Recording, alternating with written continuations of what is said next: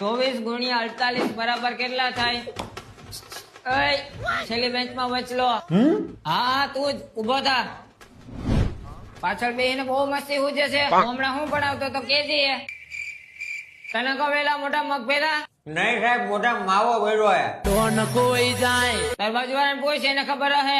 હવે સાહેબ આને આવડતું હોત તો અમારી બાજુમાં બેઠો હોત. હાથી કઈ વાંધો નહીં, અત્યારે હું ભણાવું એ ચેપ્ટર નું નામ કે. સાહેબ ચેપ્ટર નું નામ નથી આવડતું, પણ માર્કેટમાં સૌથી વધારે ક્યુ ટ્રેક્ટર આલે એનું નામ આવડે. કેતા હોય તો બોલો.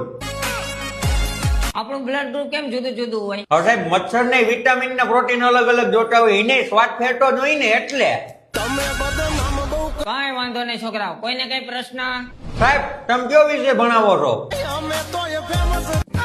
તું મને ઈ કે આપણા ક્લાસમાં 100 વિદ્યાર્થી છે, એમાંથી એક વિદ્યાર્થી ઓછો થઈ જાય તો આપણા ક્લાસમાં શું વધે? સાહેબ મારું તો કઈ નહીં વધે, પણ તમને એક વિદ્યાર્થીની ફી ઓછી આવશે. તું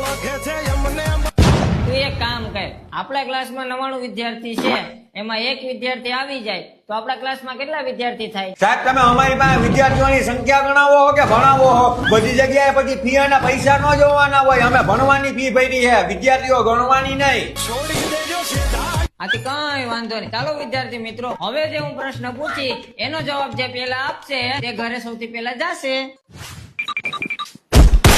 આ દફતર કોને બહાર ઘા કર્યો? સાહેબ દફતર મેં ઘા કર્યું અને તમારા આ સવાલનો પહેલો જવાબ મેં જ આપ્યો. તો હવે હું ઘેર જાઉં? એક મિનિટ બેટા, એક મિનિટ. હું હમણાં તમને પ્રશ્ન પૂછું ને એનો જવાબ તમે આપીને ઘેરે જઈજો હો. કયું પક્ષી સૌથી વધારે ઝડપથી ઉડે છે ઈ કયો? જેને ઉતાવળ હોય ઈ. અરે તારી તો તારા પપ્પા શું કામ કરે? મારા બાપા ઇન્કમ ટેક્સ ઓફિસર છે. કેતા હોય તો નિહારે ફી ભરવા મોકલું. અરે વિનય બેટા તો કેવો હોશિયાર દીકરો છે. બધા પ્રશ્નના એકદમ સાચા જવાબ આપ્યા છે. બધી પરીક્ષામાં પાસ છે એમ જ અમારે. તારે જાવું હોય તો તું જઈ શકે છે હો.